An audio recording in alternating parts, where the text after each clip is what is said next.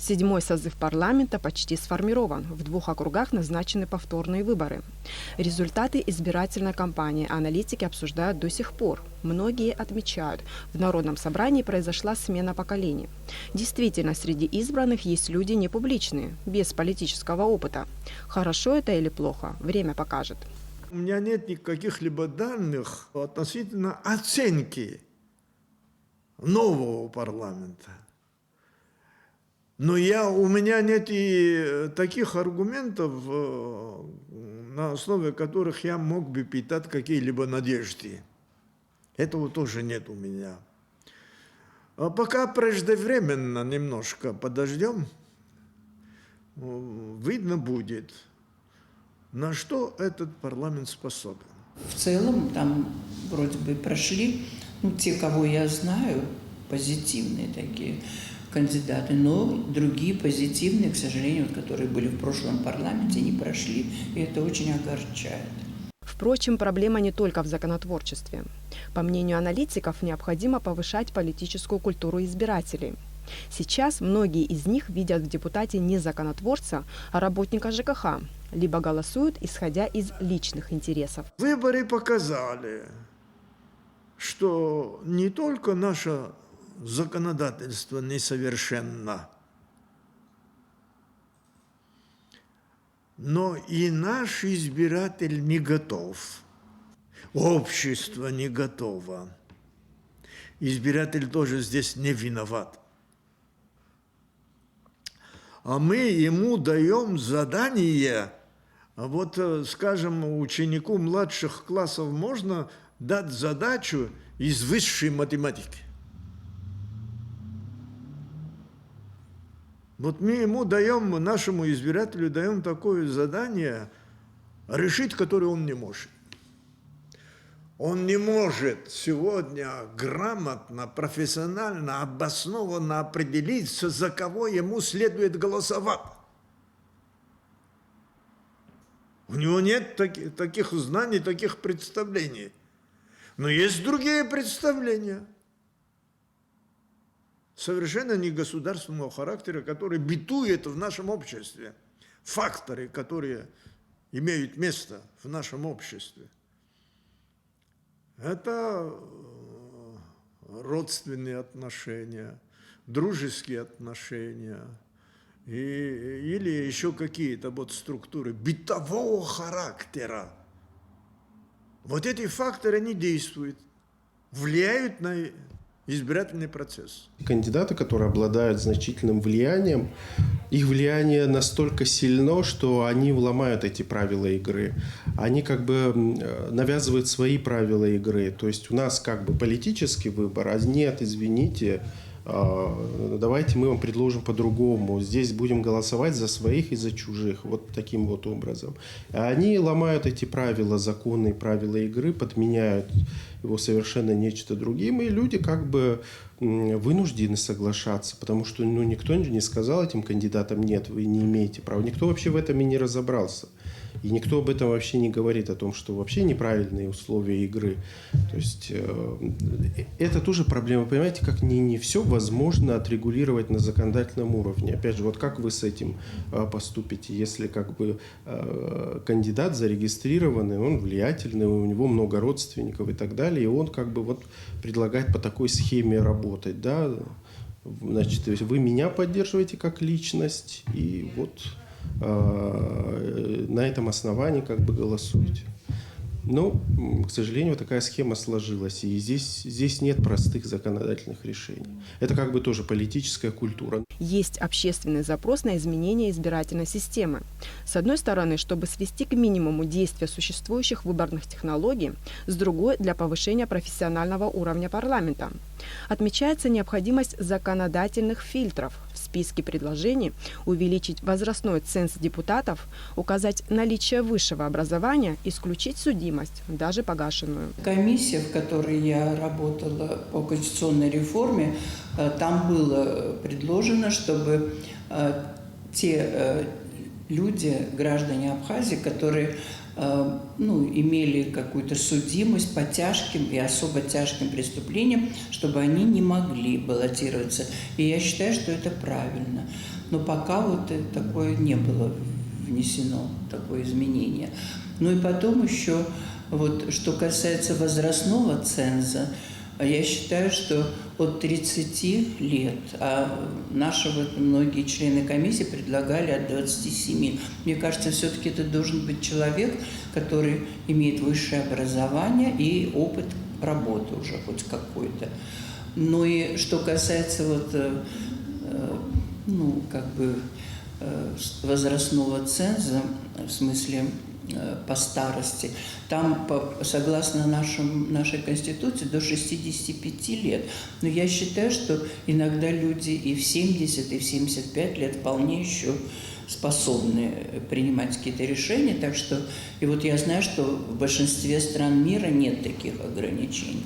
Так что нам надо, по-моему, тоже вот перейти к этому. А еще, конечно, это должен быть человек обязательно с высшим образованием и с такой вот позитивной репутацией. Профессиональный парламент нам нужен потому, что на самом деле сам парламент за парламент в целом, как институт, и не только все его созывы, ничего не сделали для того, чтобы усилить свою экспертную подпитку своей деятельности. Они не создали никаких институтов, где обсуждались бы, где апробировались бы какие-то идеи. Да, у нас есть там отдельные институты, но их экспертный потенциал очень низкий, я имею в виду государственные институты.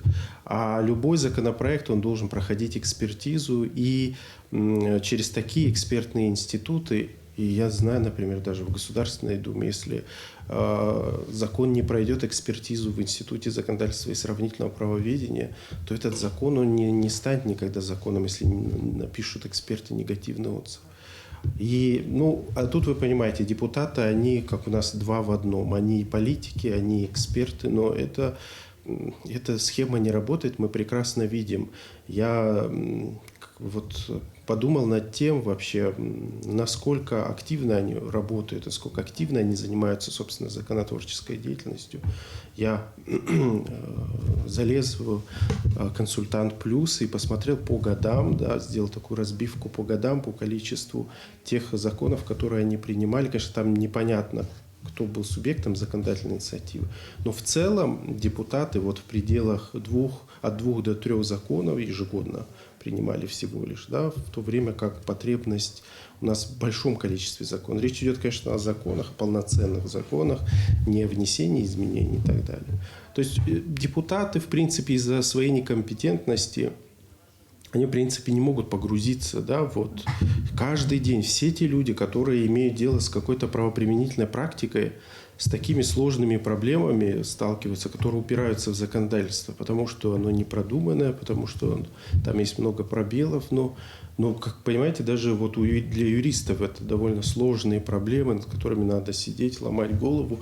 А тут вот новоиспеченный депутат, который, я не знаю, там в сфере бизнеса какого-то был занят. И будет ли его беспокоить такие конкретные вопросы? И я очень сомневаюсь. Комиссия по конституционной реформе, она предложила как бы полностью исключить возможность избираться людям, которые совершили тяжкие, особо тяжкие, тяжкие преступления. Такое предложение есть. То есть, если был судим, хотя вот вопрос погашения судимости, он все-таки остается. Да? То есть, это судимость. И мне кажется, что вот здесь надо идти по пути того, чтобы дополнительный срок добавлять, и это указывать за избирательном законодательстве, к сроку погашения, плюс. Вот. И примеры есть, за ними далеко не надо ходить. Когда мы говорим о том, что каким требованиям должен отвечать депутат, я бы первым назвал бы не столько образовательная сторона, сколько моральная сторона. Образованным может быть и какой угодно преступник. Из преступного мира тоже образованные бывают, там грамотные люди бывают.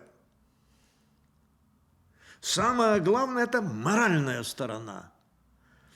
На втором этапе – образовательная сторона. Образовательная – это значит, депутат должен владеть пером. Он должен уметь писать. Не романы, рассказы, новеллы, а правовые документы, политические документы. Чтобы их писать, он должен знать хорошенько нашу историю, нашу культуру, наш язык, наши обычаи, нравы, модель поведения человека абхазского общества, чтобы это право соответствовало этой модели. Диплом о высшем образовании не гарантирует наличие знаний, считает Олег Доменя. Важно, чтобы у претендента был профессиональный стаж работы. Помогут сделать осознанный выбор теледебаты, во время которых кандидат должен проявить свои знания Конституции, основ экономики и права. Это не были дебаты, на самом деле, вот на мой взгляд. Это были просто выступления. Ну да, это лучше, чем ничего, конечно, но все-таки было бы более полезно для избирателей, чтобы это были дебаты настоящие, чтобы, может, кто-то задавал какие-то там такие провокационные вопросы и посмотреть, как этот кандидат ответит. Так что вот интеллектуальная способность становилась бы более понятно. Грамотно это даже не отвечает тем требованиям, которые ему предъявляются. Грамотный, скажем, он может согласовать там сказуемое с подлежащими и так далее. Это уже грамотный. Грамотный, значит, иметь диплом. Но он безграмотный. Как быть? А у нас и бывают и кандидаты, и доктора, которые не отвечают этим требованиям. Значит, наличие диплома – это не показатель. Есть ли у него опыт работы, профессиональный опыт работы, есть ли у него по специальности?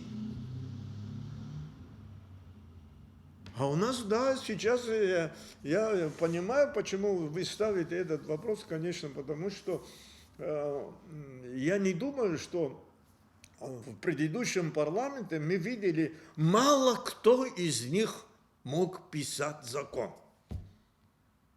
Единицы были там.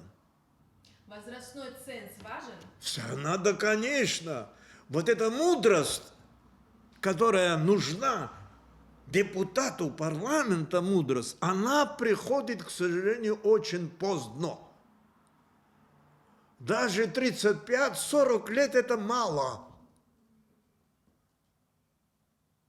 Это мало, а побольше. Понимаете, у древних греков было такой термин, такое слово «акме». Это когда возраст и мудрость начинают совпадать, взаимодействовать. Я за фильтр образовательный. Естественно, у человека должно быть высшее образование. Я не согласен с критикой, потому что можно до абсурда доводить любое предложение. Да? Можно, в конце концов, не просто формально принимать наличие такого образования, да, изучить, действительно ли оно было получено, да? Проучился ли человек, купил он или не купил диплом.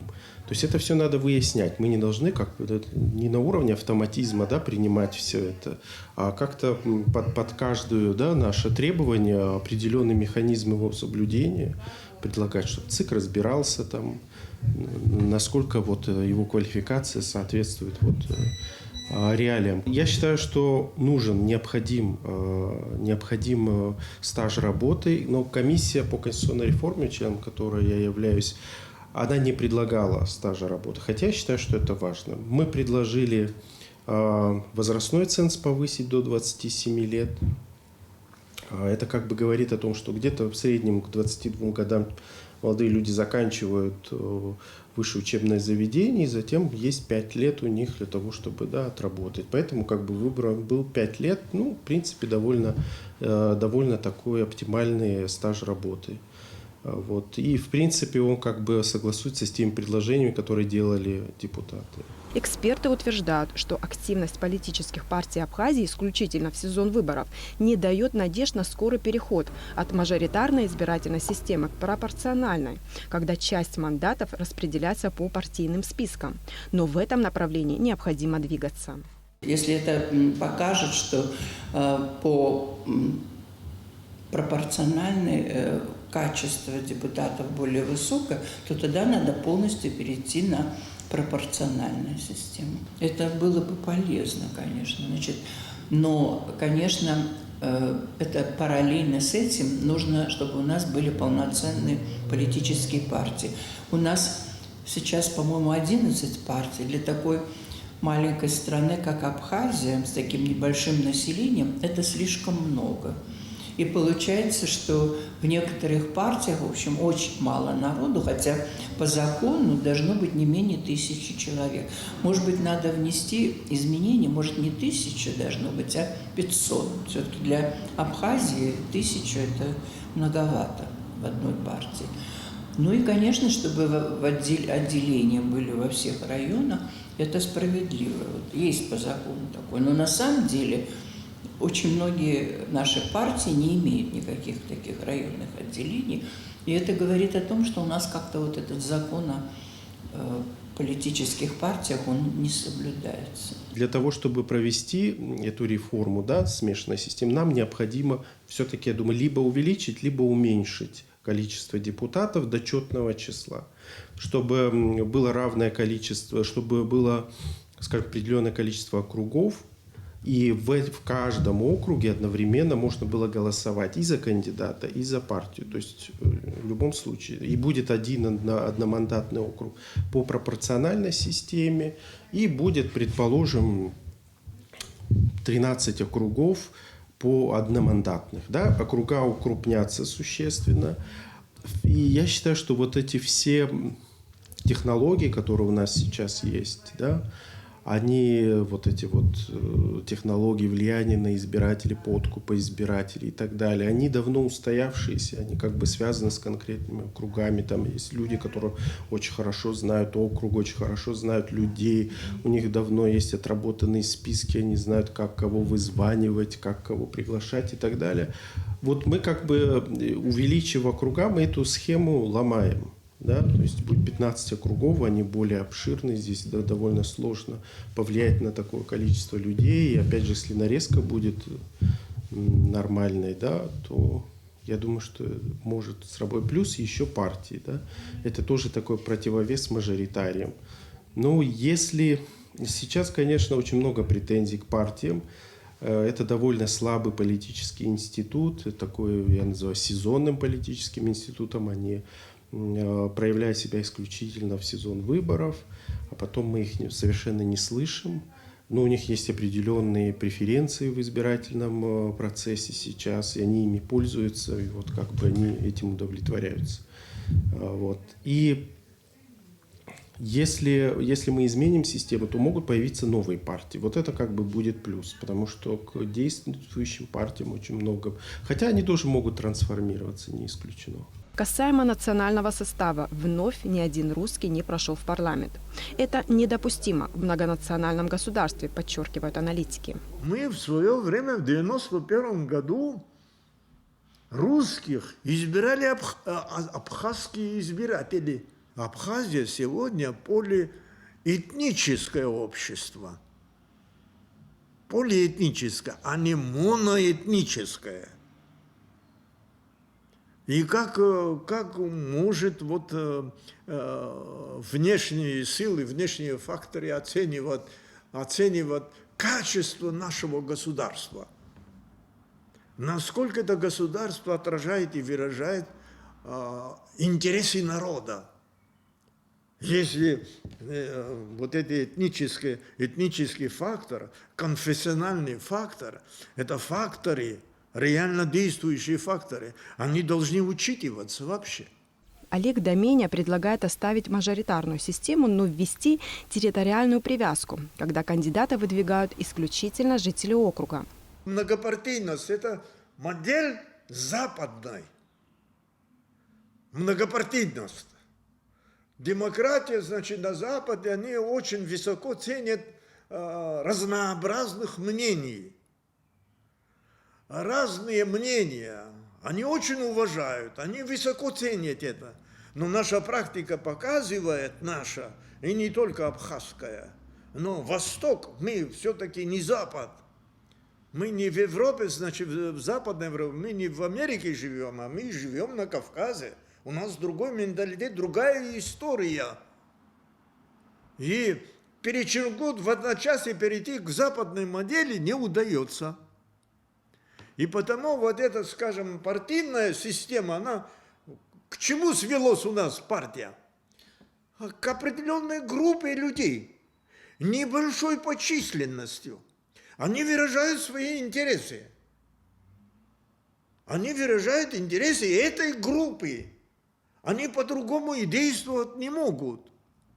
Они не выражают интересы всего общества, маленького, небольшого общества. И общество осталось вообще ни с кем и ни с чем. Партии не состоялись, их 11. И там по пальцам можно считать, сколько людей в этих партиях. А есть неформальные партии. Они принимают участие на этих выборах. Надо добиться того, чтобы кандидатов в депутаты выдвигались избирателями округа. Выдвигали они своего кандидата. Они ведь голосуют, верно? Пусть они соберутся, предварительное собрание проведут и выдвигают своего кандидата. И причем единого кандидата, не надо множество кандидатов, потому что в конечном итоге 2, 3 и более, тем более депутатов они вызывают, осложняют взаимоотношения людей в этом округе. Между селами, между разными фамилиями и прочими кланами и так далее, осложняют это взаимоотношение. Нам нужно укреплять единство общества, а не разрушать его. Я не думаю, что должна быть вот такая жесткая территориальная привязка. Мне кажется, это не совсем правильно. В принципе, тебя могут, в твою группу инициативную могут входить любые люди. Конечно, привлекаются те люди, которых либо знают в округе, либо вообще как бы их знает вся страна. Вот в моем случае это были люди инициативной группы, которые не проживали в этом округе, но их, в принципе, это прекрасно всем известные люди, заслуженные, авторитетные. То есть здесь это, мне кажется, что здесь это нормальный фактор. Ну, может, кто-то не может привлечь таких людей, но он, в принципе, может и ограничиться теми людьми, которые живут в его округе авторитетными. В парламенте много новичков, но и в первый так называемый «золотой созыв», вспоминает Наталя Лакаба, прошли люди не публичные, но впоследствии ставшие влиятельными и известными в стране государственными деятелями. Тогда тоже в этот наш так называемый «золотой парламент» прошло немало людей, которые не были особо вот известны. Вот, например, я незадолго до вот этих выборов, я же только приехала из Еревана, где я жила какой-то период. И года 3 я прожила в Сухуми, и вот меня стали выдвигать. Это потому, что я была членом вот этой президиума Айтгылара. Тогда Сергей Шамбов возглавлял. Ну вот я думаю, что это способствовало тому, что я прошла. Хотя у меня было 3 конкурента, это в Новом районе, и меня тогда мало знали. Правда, моего отца знали, он был известным политиком, а меня тогда очень мало кто знал. Я тогда преподавала в АГУ и вот была членом президиума Айтгылара.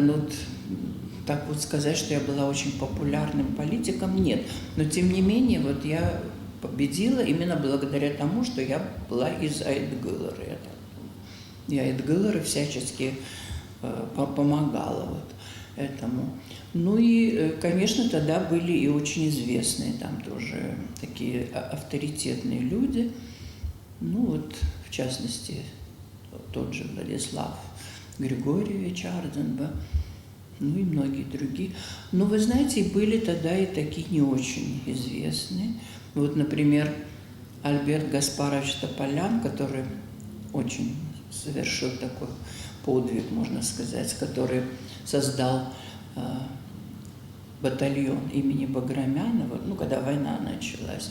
И вот он подвергался, конечно, очень большим таким угрозам со стороны Грузии, но это его не остановило. И вот он тогда не был еще известным очень политиком, но после этого он, конечно, стал очень известным. Так что не все кандидаты были такими очень популярными. Да, да. Но потом все стали очень авторитетными. Ну, это время было такое, конечно. Ну и тогда наш парламент был настолько вот объединенным, единым. У нас не было никаких таких вот противоречий, как это сейчас наблюдается. Депутатам предстоит заниматься не только разработкой законов, но и реагировать на внутренние и внешние угрозы, которых меньше не становится. Словом, у законодателей много дел, для решения которых понадобится принципиальность, знания и воля. Елена Лолова, Алексей Агухава, Давид Хашик. Абхазское телевидение.